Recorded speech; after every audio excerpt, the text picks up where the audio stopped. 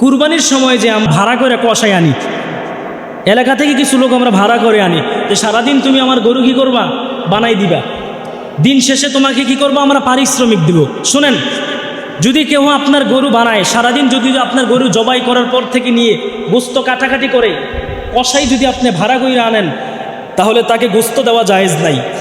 তাকে টাকা দিবেন, কি দিবেন, পারিশ্রমিক টাকা দিবেন। টাকা দেওয়ার পর যদি খুশি হয়ে সে অসহায় মানুষ অথবা গরিব অথবা কুরবানি দেয় নাই, টাকা দেওয়ার পরে এরপরে যদি কিছু গোস্ত দিতে পারেন ওইটা দিতে পারেন, ওইটা সমস্যা নেই, কিন্তু প্রথমত টাকা দেওয়া লাগবে।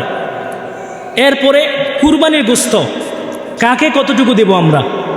কুরবানির গোস্ত আমরা 3 ভাগে ভাগ করব। শোনেন মাসালা, শোনেন, কুরবানির গোস্ত 3 ভাগে ভাগ করব। যদি পারেন 1 ভাগ নিজে রাখবেন, 1 ভাগ আত্মীয় স্বজন যারা কুরবানি দেয় নাই তাদেরকে দিবেন, আরেক ভাগ অসহায় সামাজিক যারা আছে গরিব তাদেরকে দিয়ে দিবেন। মাসালা হচ্ছে, যদি আপনি আত্মীয় স্বজনকেও না দেন, গরিব মানুষকেও না দেন, নিজে খাইলান, খাইতে পারবেন কিন্তু কুরবানি হবে, সওয়াব হবে না। নিজে খাইলেন, কুরবানিটা হইল, কিন্তু কুরবানির গোস্তটা যে সাদকা করার মধ্যে আমার সওয়াব আছে, সমাজের মানুষকে দিলেও সওয়াব আছে, আত্মীয় স্বজনদেরকে দিলেও সওয়াব আছে। যদি নাও দেন কুরবানি হবে কিন্তু সওয়াবটা পাইবেন না। এজন্য নিয়ম হচ্ছে কি করা, কুরবানির গোস্তগুলো 3 ভাগে ভাগ করেন।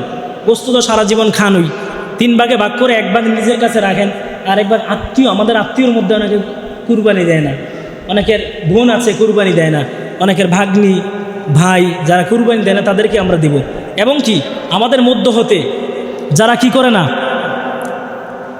অসহায় এলাকার মধ্যে একেবারে কুরবানি দেয় না, আত্মীয় না, এলাকার গরিব মিসকিন, তাদেরকে দিয়ে দিব।